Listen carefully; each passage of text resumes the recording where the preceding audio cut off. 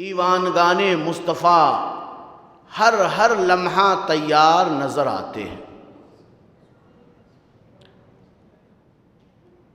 بعض لوگ کہتے ہیں میلاد کن کو منانا چاہیے، تو میں کہتا ہوں میلاد اس بیٹی کو منانا چاہیے جو پیدا ہوتے ہی زندہ درگور کر دی جاتی تھی۔ آقا کی آمد سے قبل پیدا ہوتے ہی جسے زندہ قبر میں دفن کر دیا جاتا تھا، اس بیٹی کو میلاد منانا چاہیے، نبی کی آمد پر خوشیاں منانی چاہیے کہ آقا نے فرمایا کہ جو اپنی بیٹی کی دینی طریقے سے تربیت کرے، پرورش کرے اور اچھا رشتہ دیکھ کر اس کا نکاح کرے، میں اس کے بازو پکڑ کر اسے جنت میں لے جاؤں گا۔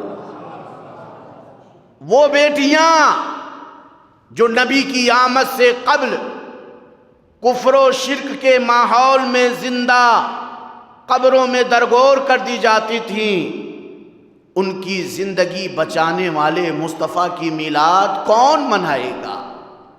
جو اس احسان کو سمجھے گا، جو نبی کی اس عظمت اور نبی کی عطا کردہ اس نعمت کی قدر کرنا جانے گا، اس باپ کو میلاد کی محفل منعقد کرنی چاہیے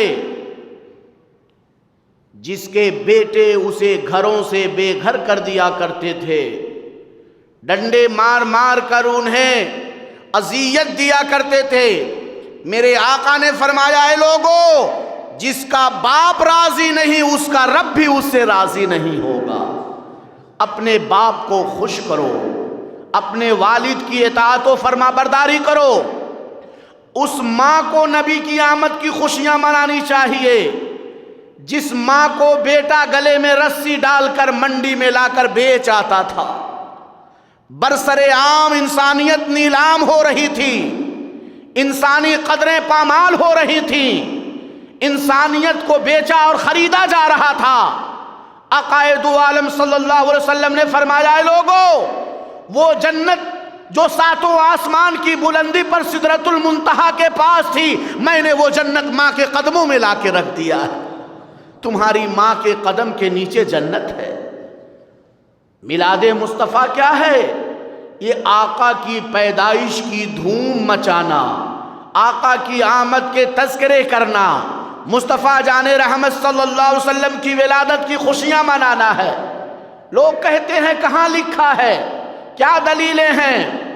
اے لوگو، نبی کے ذکر کی بھی کوئی دلیل چاہیے تمہیں، نبی کی عظمت کی بھی کوئی دلیل اور کوئی حوالہ چاہیے تمہیں؟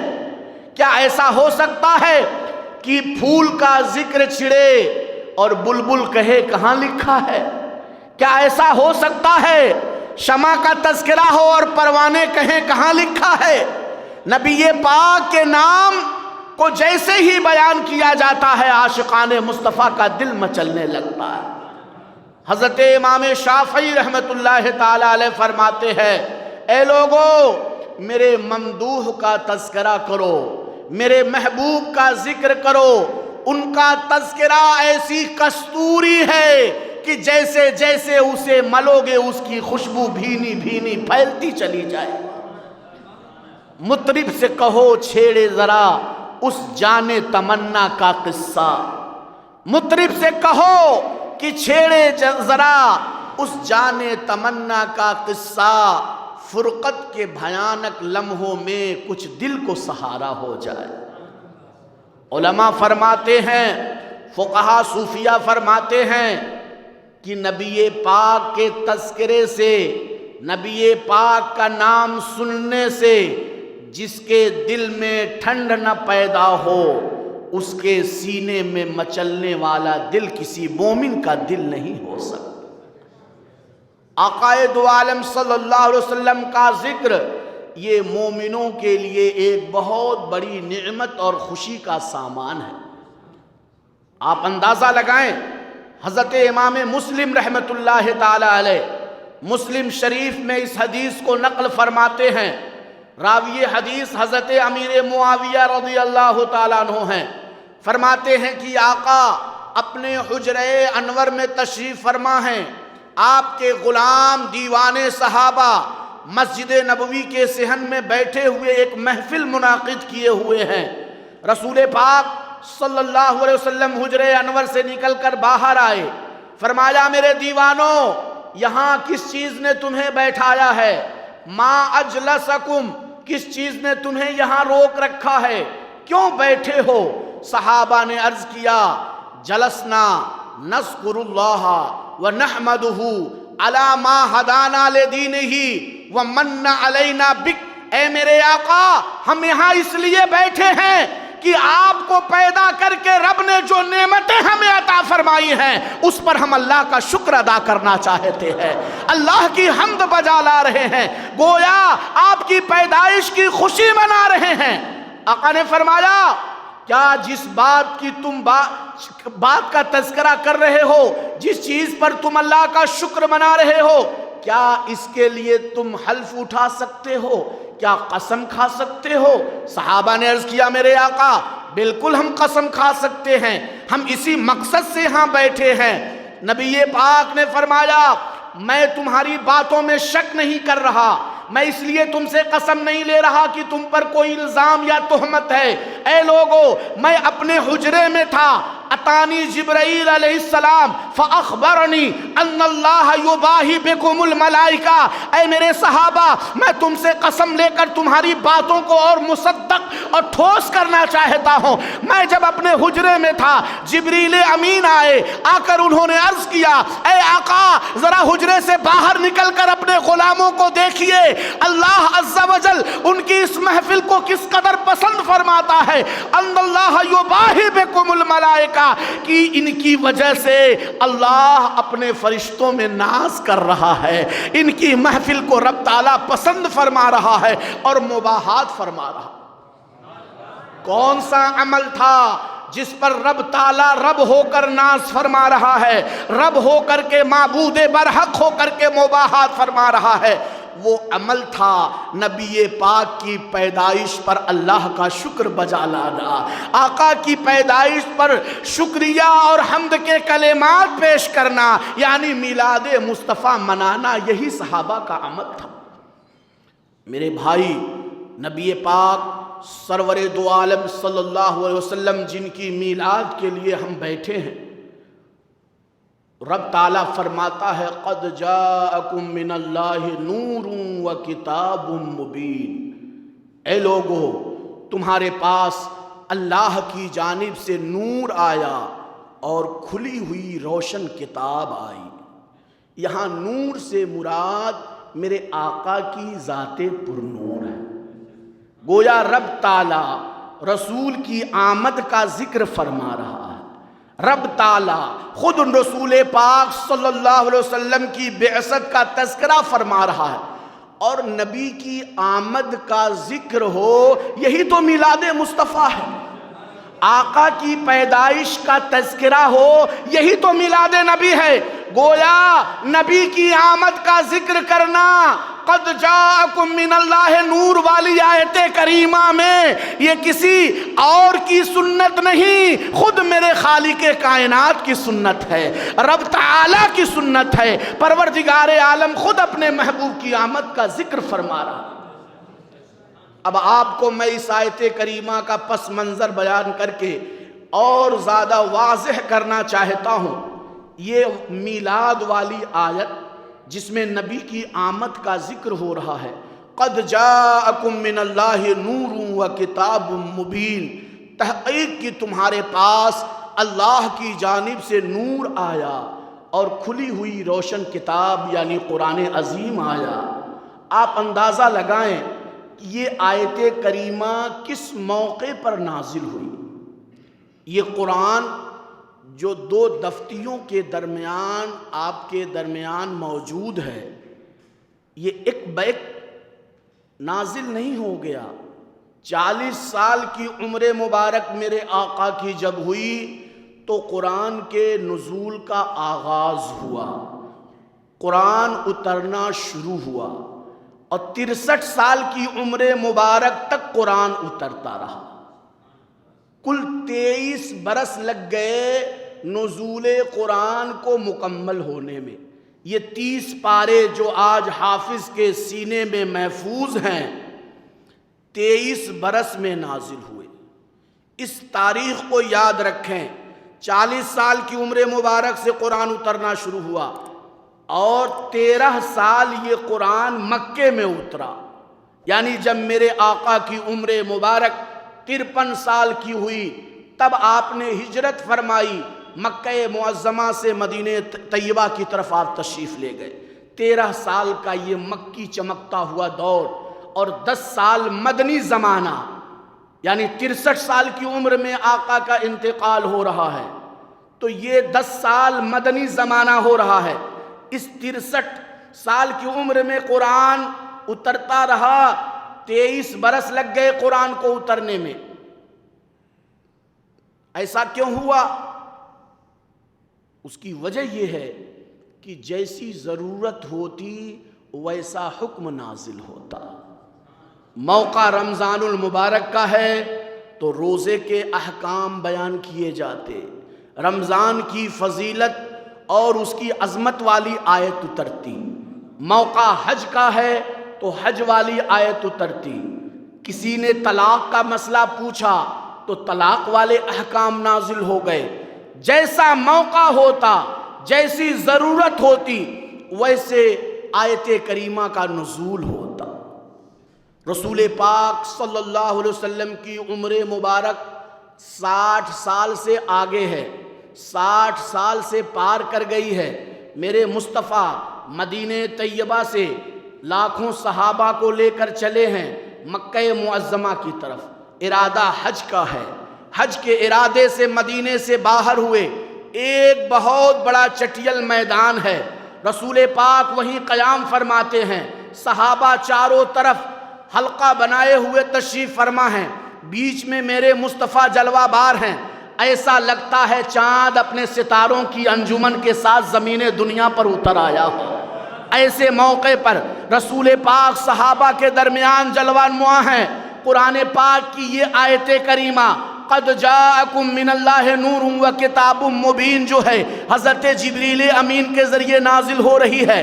پوچھو حضرت جبریل سے، اے بلبل سدرہ، یہ موقع تو حج کا ہے، نبی حج کو جا رہے ہیں، صحابہ حج کو جا رہے ہیں، عقل یہ کہتی ہے کہ حج والی آیت اترنی چاہیے، کعبے کی عظمت بتائی جاتی، میزاب رحمت کی فضیلت بتائی جاتی، مقام ابراہیم کی نفل بتائی جاتی، ارکان حج کے مسائل بتائے جاتے، حج کے احکام بتائے جاتے، مگر اس موقع پر حج والی آیت نہیں اتر رہی ہے، بلکہ وہ آیت اتر رہی ہے جس میں نبی کی آمد کا ذکر ہے، یعنی میلاد مصطفیٰ والی آیت کا نزول ہو رہا ہے۔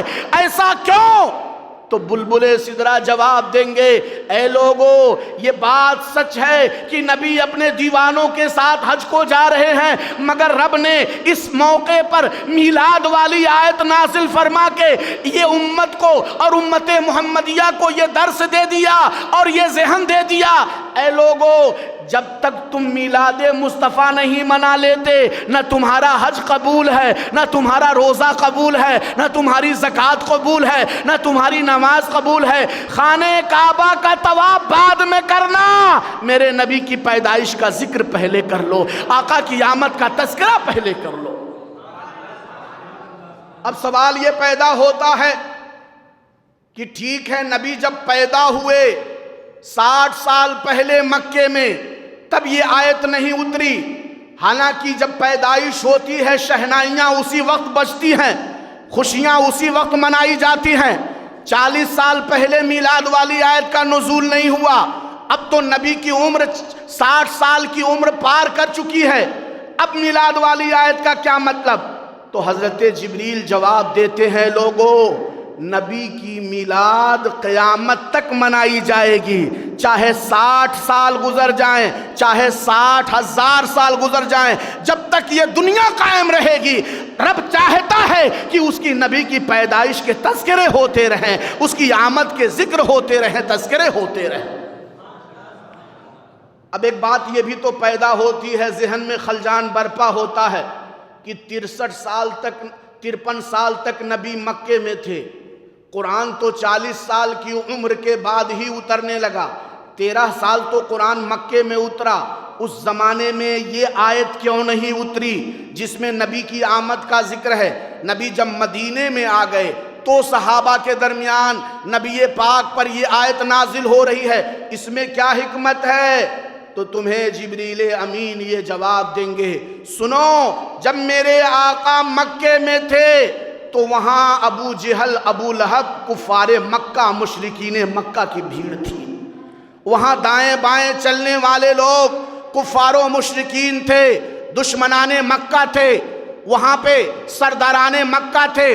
نبی جب مدینے میں آئے تو اب یہاں دائیں بائیں چلنے والے صحابہ ہیں، دیوانے ہیں، عاشقان مصطفیٰ ہیں، نبی کے شیدائی ہیں، نبی کے چاہنے والے ہیں۔ میرا رب بھی یہ چاہتا ہے کہ میلاد مصطفیٰ کافروں کے شہر میں نہ منایا جائے بلکہ دیوانوں کے شہر میں منایا جائے، دیوانوں کے مجمع میں منایا جائے۔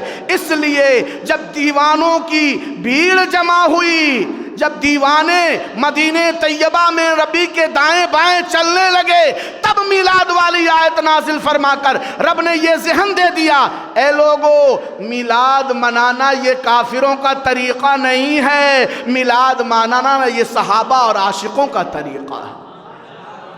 اب ایک سوال اور پیدا ہوتا ہے، ٹھیک ہے مدنی زندگی میں ہی میلاد والی آیت اتری، تو حضرت رسول اکرم صلی اللہ علیہ وسلم جب حجرہ عائشہ میں ہوتے تب بھی تو قرآن اترتا تھا، مسجد نبوی میں ہوتے تب بھی تو قرآن اترتا تھا، رسول خلوت میں ہوتے، تنہائی میں ہوتے تب بھی تو قرآن اترتا تھا۔ آخر اس موقع پر جب لاکھوں صحابہ کے ساتھ نبی مکہ معظمہ کو جا رہے ہیں اور ایک لق و دق میدان میں ٹھہرے ہیں، تب نبی کی پیدائش والی آیت کیوں اتری؟ آقا کی آمد کا ذکر کیوں کیا گیا؟ حضرت عائشہ صدیقہ کے حجرے میں میلاد والی آیت کیوں نہیں اتری؟ تو جبریل جواب دیں گے، اے لوگو، میرا رب چاہتا ہے کہ نبی کی میلاد بھرے مجمع میں منایا جائے، بند کمرے میں نہ منایا جائے، جلوت میں منایا جائے، خلوت میں نہ منایا جائے، لوگوں کی بھیڑ جمع کی جائے، لوگوں کو اکٹھا کیا جائے، پھر نبی کی آمد کے تذکرے کیے جائے۔ رب فرما رہا ہے، قد جاءکم من اللہ نور و کتاب مبین، اے لوگو، تمہارے پاس اللہ کی جانب سے نور آیا اور کھلی ہوئی روشن کتاب آئی۔ یہی وہ نور ہے جس نور کے صدقے رب نے کل کائنات کو وجود بخشا ہے۔ آقا فرماتے ہیں، یا جابر، ان اللہ خلق نور نبیک من نورہ قبل کل الاشیاء، اے جابر، اللہ نے اپنے نور سے تیرے نبی کے نور کو پیدا کیا اور ہر شے سے پہلے پیدا فرمایا، ہر چیز سے پہلے پیدا فرمایا۔ لوح و قلم، کرسی، آسمان، زمین، جنت و دوزخ، کل کائنات کو پیدا کرنے سے پہلے آقا فرماتے ہیں، اول ما خلق اللہ نوری، رب نے سب سے پہلے میرے نور کو وجود بخشا۔ حضرت جبریل امین کی وہ حدیث پاک آپ نے بارہا سنی ہوگی مفتی صاحب سے اور حضرت قاری غلام وارث صاحب سے، آپ نے وہ بیانات بارہا سماعت کیے ہوں گے۔ آقا نے حضرت جبریل امین سے پوچھا تھا، جبریل تمہاری عمر کیا ہے؟ عرض کیا، اے میرے نبی، اے میرے آقا، مجھے اپنی عمر کا یقینی علم تو نہیں ہے، مگر اتنا جانتا ہوں کہ چوتھے آسمان پر ایک ستارہ چمکتا تھا جو 70,000 برس کے بعد ایک مرتبہ چمکتا تھا۔ اے میرے مصطفیٰ، میں نے اس ستارے کو 72,000 مرتبہ چمکتے ہوئے دیکھا۔ اس اعتبار سے میری عمر 5 ارب 4 کروڑ سال سے بھی زیادہ ہو رہی ہے۔ آقا نے مسکرایا، فرمایا، جبریل جانتے ہو وہ تارا کون تھا؟ عرض کیا، نہیں میرے مصطفیٰ، میں نہیں جانتا وہ تارا کون سا تھا۔ کہا پہچانتے ہو؟ کہا نہیں پہچانتا۔ مصطفیٰ جان رحمت نے فرمایا، سید عالم کا ارشاد ہو رہا ہے، وَعِزَّتِ رَبِّي أَنَا ذَلِكَ الْكَوْكَبْ، اے جبریل مجھے میرے رب کی عزت و جلال کی قسم ہے، میں ہی وہ ستارہ ہوں جو 70,000 برس کے بعد ایک بار چمکتا تھا اور جس کو تو نے 72,000 مرتبہ چمکتے ہوئے دیکھا۔ اب ذرا حدیث پاک کا انداز دیکھو، آقا کیا فرما رہے ہیں؟ وَعِزَّتِ رَبِّي أَنَا ذَلِكَ الْكَوْكَبْ، مجھے میرے رب کی عزت و جلال کی قسم۔ نبی نے یہ نہیں فرمایا انا ذالک الکوکب، میں ہی وہ ستارہ ہوں، بلکہ قسم لے کر کے فرما رہے ہیں وعزت ربی، مجھے میرے رب کے عزت و جلال کی قسم۔ بندہ کلام کرتے وقت قسم کیوں کھاتا ہے؟ تاکہ بعد میں دم آ جائے، سامنے والا انکار نہ کر سکے۔ اس کا مطلب یہ ہوا میرے نبی جانتے ہیں کہ آنے والے زمانے میں کچھ لوگ ہوں گے جو میری عظمتوں کا انکار کریں گے، میری باتوں کا انکار کریں گے، میری نورانیت اور حقیقت کا انکار کریں گے۔ اس لیے نبی نے بات کو اور مستحکم کر دیا اور فرمایا وعزت ربی، مجھے میرے رب کے عزت و جلال کی قسم ہے، انا ذالک الکوکب، میں ہی وہ ستارہ ہوں۔ عقلیں حیران ہیں کہ آخر رب نے نبی کے نور کو ہر شے سے پہلے پیدا فرمایا، مگر ترتیب میں نبی کو سب سے اخیر میں مبعوث فرمایا۔ سارے نبیوں کے بعد خاتم الانبیاء بنا کر آقا کو مبعوث فرمایا۔ اس کے بعد نبوت کے دروازے کو مقفل کر دیا گیا، نبوت کے دروازے پر تالا لگ گیا کہ اب ان کے بعد کوئی نبی اس دنیا میں نہیں آئے۔ سب سے پہلے نبی کو پیدا کرنے میں کیا حکمت ہے یہ تو رب ہی جانتا ہے، مگر علماء، دانشوران کرام، محدثین فرماتے ہیں کہ ہماری عقلوں میں جو حکمت آتی ہے، جو مصلحت سمجھ میں آتی ہے، وہ یہ ہے کہ رب نے نور محمدی صلی اللہ علیہ وسلم کو ہر شے سے پہلے اس لیے پیدا فرمایا کہ پہلے والے بعد والوں پر احسان جتلاتے ہیں۔ اگر نبی سے پہلے کوئی پیدا ہوتا تو وہ نبی پر احسان جتلا دیتا، نبی پر وہ جو ہے بوجھ اور ملکیت کا دعویٰ کر سکتا تھا۔ اس کو آپ مثال کے ذریعے سمجھیں۔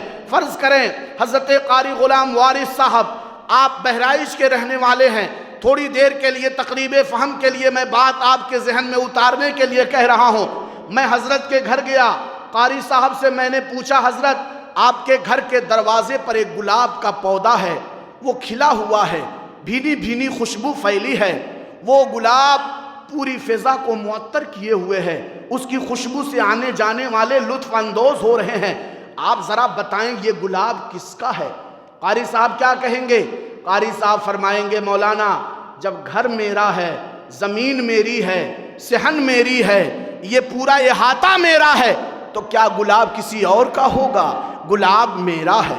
جیسے ہی قاری صاحب نے فرمایا گلاب میرا ہے، اللہ نے زمین کو قوت گویائی عطا فرما دی۔ زمین سے آواز آئی حضرت قاری صاحب اتنا بڑا ظلم میرے اوپر نہ کریں، اگر یہ گلاب آپ کا تھا تو اپنی ہتھیلی پر کیوں نہیں جما لیا، اپنی ہتھیلی پر کیوں نہیں گاڑ لیا؟ آپ نے میرے سینے پر پھاوڑا مارا ہے، کدال چلائی ہے، مجھ کو کھود کر میرے سینے میں اس کی جڑوں کو آپ نے پیوست کیا، مہینوں سے میں اس کو پکڑ کر کھڑی ہوں اور آپ کہہ رہے ہیں گلاب میرا ہے۔ سنیے یہ گلاب آپ کا نہیں ہے، زمین کہتی ہے یہ گلاب میرا ہے، کیونکہ میں نے اس کی حفاظت کی ہے، اس کی جڑوں کو تھامے ہوئے میں قائم ہوں۔ اتنے میں سورج بول پڑا، اے زمین تجھے شرم نہیں آتی ملکیت کا دعویٰ کرتے ہوئے، احسان جتلاتے ہوئے تجھے آر نہیں آتا؟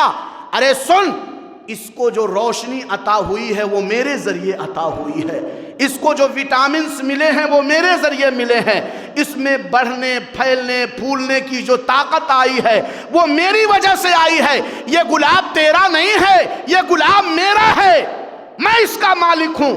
ابھی سورج نے اتنا کہا، ہواؤں کی جھونکیں آ گئی، ہواؤں کی لہریں آ گئی، ہواؤں نے کہا اے سورج بڑا غرور ہے تجھے اپنی روشنی پر، بڑا گھمنڈ ہے تجھے اپنی تمازت پر، سن اس گلاب کی شاخوں کو جھولا میں جھلاتی ہوں، اس کی شاخوں کو لہلہانا ہم نے سکھایا ہے، اس کی شاخوں کو جھولنا ہم نے بتایا ہے، یہ گلاب تیرا نہیں ہے، یہ گلاب میرا ہے۔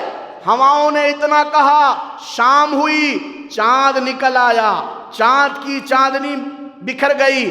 चांद कहने लगा तुम सब झूठे हो, सुनो इस गुलाब में जो खुशबू है वो मेरी वजह से आई है। अगर मेरी चांदनी इसे ना मिली होती तो ये खुशबूदार ना होता, और अगर ये गुलाब खुशबूदार ना होता तो न ये गले का हार बनता, न सर का ताज बनता, न ये पसंद किया जाता, बल्कि और दूसरे फूलों की तरह पैरों तले इसे मसल दिया जाता।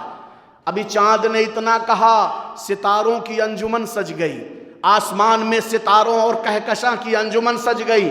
सितारे बोल पड़े, चांद बड़ा गुरूर है तुझे अपनी चांदनी पर, बड़ा घमंड है तुझे अपनी रोशनी पर। सुन, इस गुलाब को गुलाबी रंग हमने दिया है, ये इतना बेहतरीन इतना अच्छा जो रंग मिला है वो मेरी वजह से मिला है, ये गुलाब तेरा नहीं, ये गुलाब मेरा है। अभी सितारों ने इतना कहा, शबनम बरस गई, कोहरा बिखर गया, शबनम ने पौधों पर कब्जा किया, गुलाब पर काबिज हो गई। कहा तुम सब के सब झूठे हो, सब के सब तुम झूठे दावेदार हो। सुनो, कब्जा अब मेरा हो चुका है, मैं इस पर काबिज हो चुकी हूं। शबनम ने कहा सुनो, इस गुलाब में जो लताफत है, जो नरमी है, जो गदाजपन है, वो मेरी वजह से आई है, इसलिए ये गुलाब किसी का नहीं, ये गुलाब मेरा है।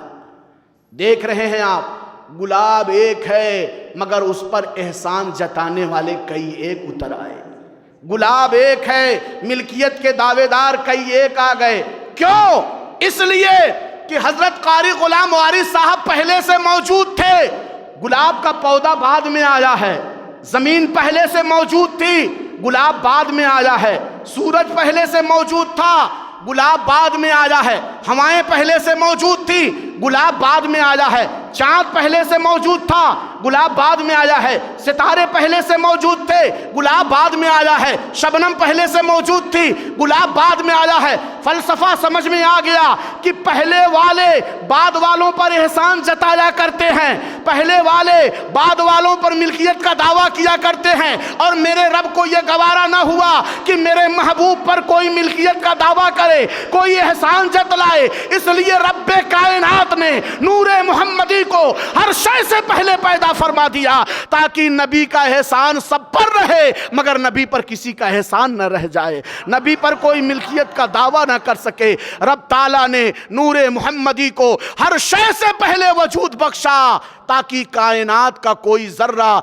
नबी पर मिल्कियत का दावा न कर सके, नबी पर एहसान जताने की बात न कर सके, क्योंकि मेरा नबी एहसान सहने नहीं आया है, मेरा नबी एहसान करने के लिए इस दुनिया में आया। मेरे दोस्तों, हुजूर नबी रहमत सल्लल्लाहु अलैहि वसल्लम का नूर अल्लाह अज़्ज़ा वजल ने सबसे पहले हर शय से पहले मौजूद फरमा दिया। अव्वलो मा खलक़ल्लाहु नूरी, आका फरमाते हैं सबसे पहले रब ने मेरे नूर को वजूद बख्शा। क्या हुआ? डिस्टर्ब हो गया? लाइट चली गई? क्या हुआ?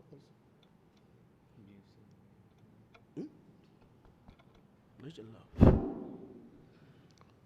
आप अंदाजा लगाएं कि नबी रहमत सल्लल्लाहु अलैहि वसल्लम के उस नूर को रब ने किस कदर महफूज और मुअज़्ज़म बनाया है कि उसको हर तरह के एहसान और हर तरह की मन्नत से रसूल पाक सल्लल्लाहु अलैहि वसल्लम ने महफूज व मामून रखा है।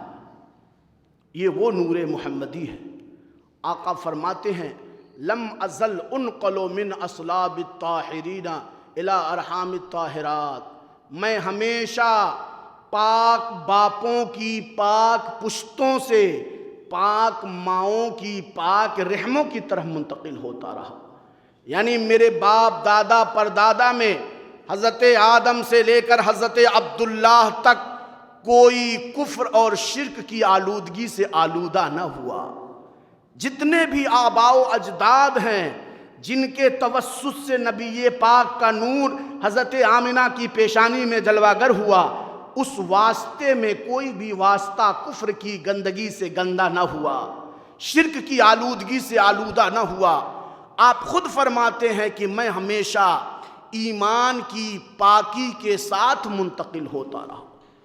और जब हज़रत अब्दुल्ला की पेशानी में वो नूर जलवागर हुआ عرب کی مکے کی بڑی خوبصورت حسین و جمیل عورت حضرت عبداللہ پر دیوانہ ہو گئی اور ایک شاہراہ پر ان کو روکا اور کہنے لگی اے عبداللہ میں تم سے نکاح کرنا چاہتی ہوں، میں تم سے عقد کرنا چاہتی ہوں، تمہاری شریک حیات بننا چاہتی ہوں۔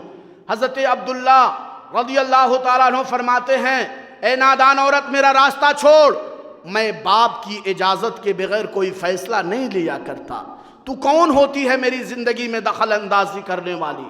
پھر کچھ دن گزرے، حضرت عبداللہ رضی اللہ تعالیٰ عنہ کا نکاح حضرت آمنہ رضی اللہ تعالیٰ عنہ سے ہو گیا، اور اس کے بعد پھر وہی حسن و جمال کی ملکہ، وہی حسین و جمیل عورت حضرت عبداللہ کے سامنے آئی، مگر اس نے نظر اٹھا کے بھی آپ کی طرف نہ دیکھا۔ حضرت عبداللہ حیران ہو گئے کہ کل تو یہ مجھ پر جان چھڑکنے کو تیار تھی، آج کیا ہو گیا جو یہ میری طرف نظر اٹھا کے بھی نہیں دیکھ رہی ہے؟ آپ نے سوال کیا اے عورت کیا ہو گیا تیری نظر کو جو میری طرف مائل نہیں ہوتی؟ اس عورت نے جو جواب دیا اس جواب کو ملاحظہ کریں۔ اس عورت نے کہا لقد رأیت بین عینیک نورا ما اراه الآن، اے عبداللہ اس دن تمہاری پیشانی میں جو چمکتا ہوا نور میں نے دیکھا تھا، آج وہ نور تمہاری پیشانی میں نظر نہیں آ رہا۔ وہ نور کیسے نظر آتا؟ وہ نور تو حضرت عبداللہ سے منتقل ہو کر حضرت آمنہ کے شکم اطہر میں جا چکا تھا، حضرت آمنہ کے بطن پاک میں جا چکا تھا۔ اس عورت نے کہا میں نے تمہاری پیشانی میں اس دن جو نور دیکھا تھا، اس دن جو حسن دیکھا تھا، وہ حسن آج تمہاری پیشانی میں نظر نہیں آتا۔ وہ جس کے نور سے تیری چمکتی تھی یہ پیشانی، اسی کی تھی میں طالب اور اسی کی تھی میں دیوانی، اسی کی تھی میں طالب اور اسی کی تھی میں دیوانی۔ سنا ہے وہ نعمت آمنہ نے تجھ سے لوٹی ہے، بڑے افسوس سے کہتی ہوں قسمت میری پھوٹی ہے۔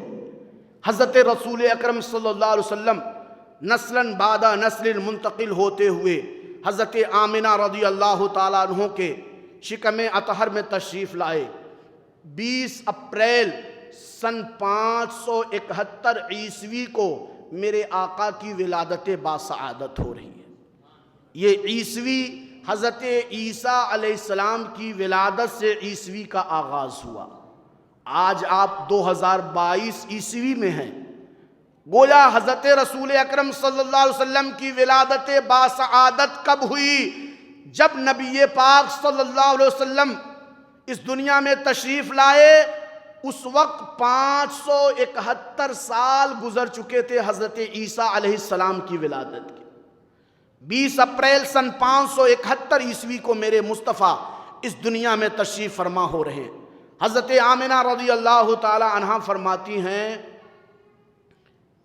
کہ اور دیگر عورتوں کے ساتھ ولادت کے موقع پر جو درد ذہ ہوتا ہے، جو تکلیفیں ہوتی ہیں، اللہ عز و جل نے فرشتوں کے ذریعے جنتی مشروب اور پیالہ بھیجا جس کو میں نے نوش کر لیا، اور رب تعالیٰ نے ہر طرح کی تکلیف سے مجھے محفوظ و مامون فرما دی۔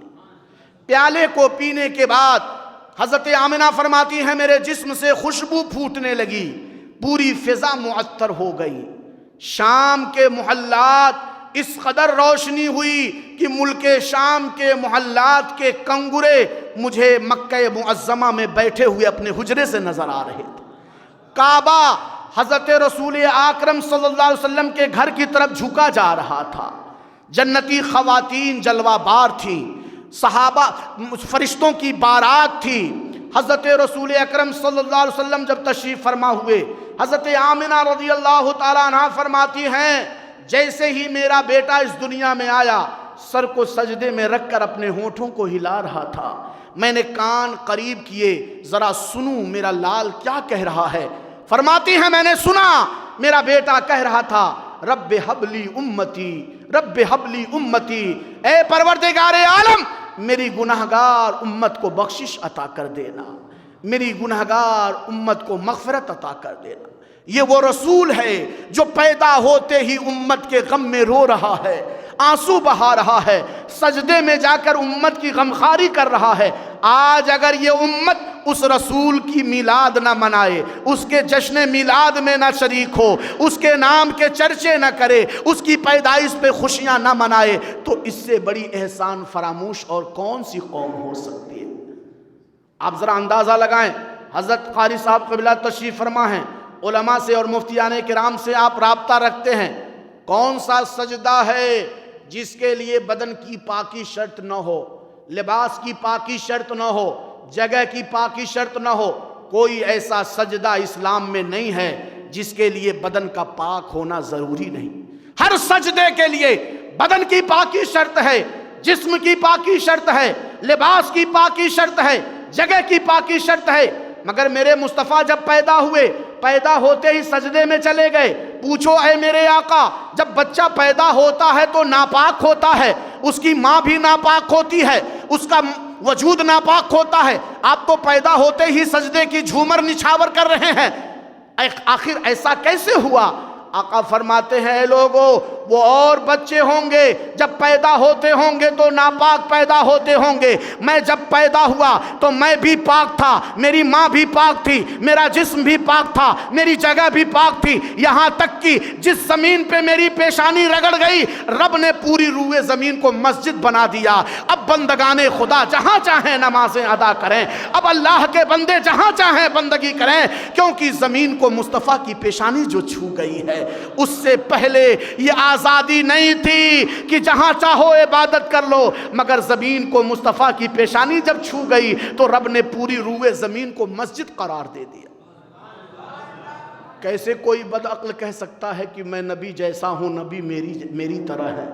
ایسا ہو نہیں سکتا۔ میرے بھائی، جب نبی پاک صلی اللہ علیہ وسلم اس دنیا میں تشریف لا رہے ہیں تو ختنہ شدہ پیدا ہو رہے ہیں، ناف بریدہ پیدا ہو رہے ہیں۔ آپ اندازہ لگائیں، بچے جب پیدا ہوتے ہیں تو ان کے لیے ایک حجام آتا ہے جو ان کا ختنہ کرتا ہے، دائی آتی ہے جو ناف کی نلی کو جدا کرتی ہے، مگر میرے مصطفیٰ جب پیدا ہوئے تو ناف بریدہ پیدا ہوئے، ختنہ شدہ پیدا ہوئے۔ پوچھو اے میرے آقا، اس میں کیا حکمت ہے؟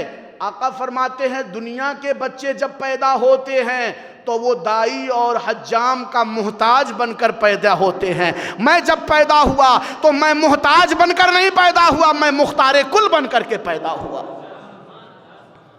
اللہ عز و جل نے اس نبی کو جو ولادت عطا فرمائی، جو طفولیت عطا فرمائی، جو بچپنا عطا فرمایا، وہ بالکل نرالا ہے، بالکل انوکھا ہے، بے مثل و بے مثال ہے۔ دنیا کا کوئی بچہ اس طریقے سے پیدا ہو نہیں سکتا۔ دنیا کے بچوں کی پیدائش ہوتی ہے، ناف کی نلی لگی ہوتی ہے، کیونکہ اسی نلی کے ذریعے انہیں خوراک پہنچائی جاتی ہے۔ روح جب پڑتی ہے، 4 مہینے کے بعد جب جان آتی ہے تو خون کی نلی سے اس پیٹ کے رشتے کو جوڑ دیا جاتا ہے، خونی غذا بچوں کو پہنچائی جاتی ہے۔ ہم ہوئے کہ تم ہوئے کہ میر ہوئے، سب اسی زلف کے اسیر ہوئے۔ پوری دنیا اسی نظام تخلیق سے پیدا ہوئی، مگر میرے نبی جب پیدا ہوئے تو ناف کی نلی کٹی تھی۔ پوچھو میرے آقا، دنیا کے بچے تو خونی غذا کھاتے تھے، آپ کیا کھاتے تھے؟ آقا فرماتے ہیں رب الذی هو یطعمنی ویسقینی، میرا رب مجھے کھلاتا تھا، میرا رب مجھے پلاتا تھا، میں نور کی غذا کھاتا تھا، میں نور کا مشروب پیتا تھا۔ اسی لیے تو اعلیٰ حضرت سرکار فرماتے ہیں تیری نسل پاک میں ہے بچہ بچہ نور کا، تو ہے عین نور، تیرا سب گھرانہ نور کا۔ حضور رسول اکرم صلی اللہ علیہ وسلم حضرت دائی حلیمہ سعدیہ رضی اللہ تعالی عنہا کے ہاں تشریف لے گئے۔ چھوٹے سے ہیں، ابھی چند دن ہوئے ہیں آپ کی ولادت کے، حضرت دائی حلیمہ نے جھولے میں رکھ دیا ہے اور پوری رات رسول پاک صلی اللہ علیہ وسلم کی دلجوئی میں لگی رہتی ہیں۔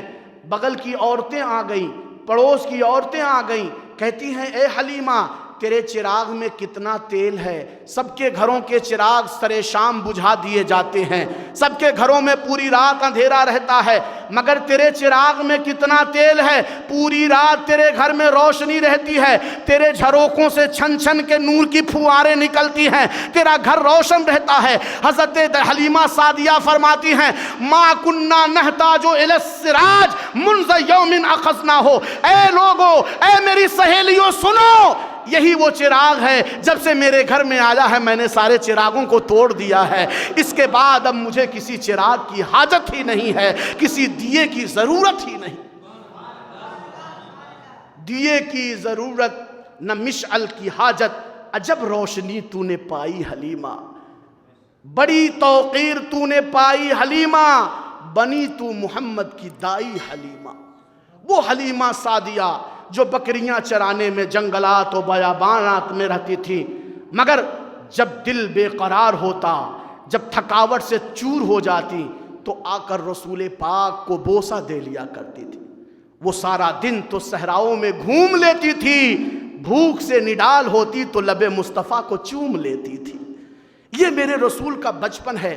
آقا دودھ پی رہے ہیں، داہنے طرف سے دودھ پیتے ہیں، بائیں سینے کو کبھی منہ نہیں لگایا۔ پوچھو اے میرے آقا یہ کیا انداز ہے آپ کا؟ ایک طرف سے دودھ پیتے ہیں، دوسری طرف سے آپ ملاحظہ نہیں کرتے، آپ دوسری طرف سے نوش نہیں فرماتے۔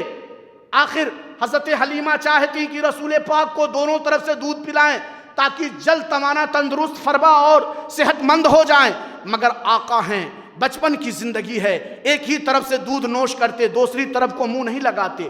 پوچھو اے میرے آقا اس کی حکمت سمجھ میں نہیں آتی۔ آقا فرماتے ہیں میں اکیلا حلیمہ کا دودھ نہیں پی رہا تھا، حلیمہ کا دوسرا بیٹا عبداللہ بھی موجود تھا۔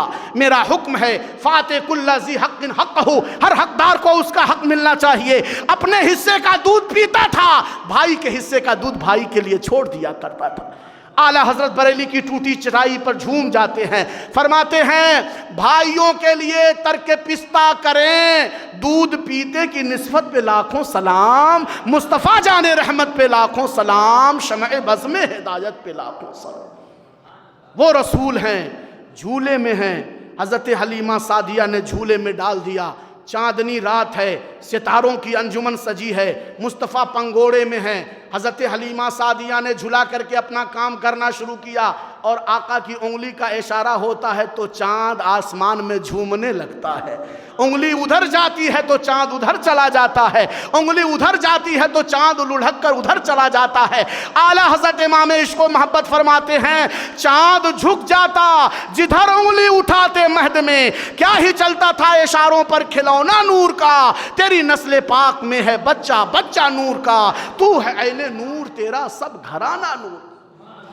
یہ دل، یہ جگر ہے، یہ سر ہے، یہ آنکھیں، اللہ اکبر، دل میں جگر میں آنکھ میں بس تو ہی تو رہے، تیرے سوا نہ دل میں کوئی آرزو رہے، اس اہتمام شوق میں سجدے کروں ادا، تیرا خیال آئے تو دل باوضو رہے، اور جنت میرے نصیب کی واعظ کو بخش دے، میرے کفن میں گیس ہوئے جانا کی بو رہے۔ شاعر کہتا ہے کھلنا غضب ہوا تیری زلف دراز کا، پھانسی گلے میں ڈال کے دنیا لٹک گئی۔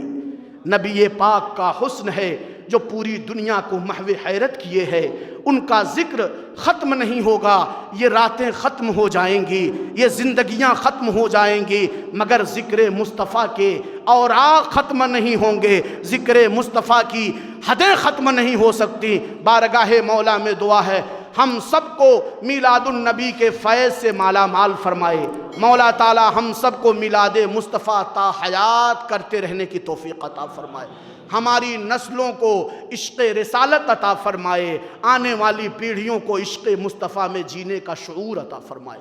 اللہم ربنا تقبل منا وإنك أنت السميع العليم وتب علينا إنك أنت التواب الرحيم سبحان ربك رب العزة عما يصفون وسلام على المرسلين والحمد لله رب العالمين۔ الصلاة والسلام